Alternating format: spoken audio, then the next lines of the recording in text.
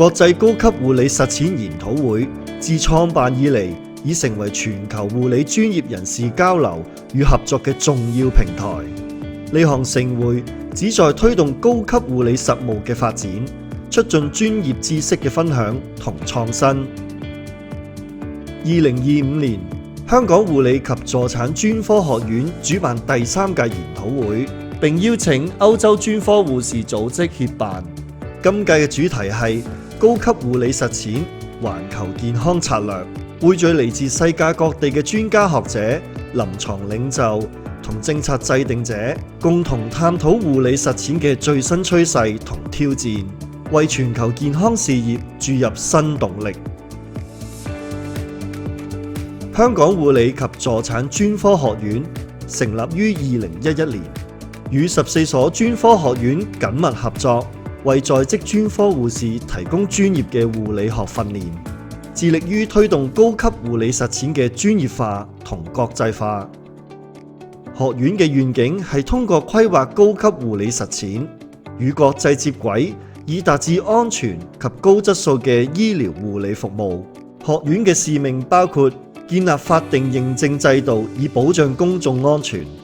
提高專業影響力，制定健康策略，促進跨部門合作，以及與全球夥伴建立聯繫，推動高級護理實務嘅發展。學院嘅目標涵蓋推進護理嘅藝術及科學，促進研究與教育，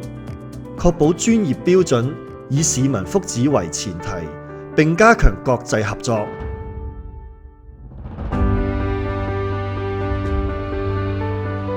學院嘅會員包括機構會員、本地與非本地嘅普通會員及資深會員，仲有榮譽資深會員，每一位都為護理及助產專業嘅進步作出貢獻。我哋學院喺保障護士與助產士安全方面發揮重要作用。學院協助香港護士管理局發展專業核心競爭力，為提升護理質素奠定基礎。喺2019冠狀病毒疫情期間，學院積極支持香港特別行政區嘅防疫工作，協助社區疫苗接種中心嘅運作，保障公眾健康。此外，學院透過多種媒體平台推廣社區健康，例如參與節目《專科護理3分鐘》、撰寫文章《護專世代》，以及喺 Facebook、YouTube同埋 Instagram 上面分享健康資訊，提升公眾對健康嘅認識。學院仲積極參與全球交流同代表活動，推動香港護理專業喺國際舞台上嘅影響力。同時，我哋將積極參與並引領本地及全球護理發展，致力於改善市民健康，為社會帶嚟更大福祉。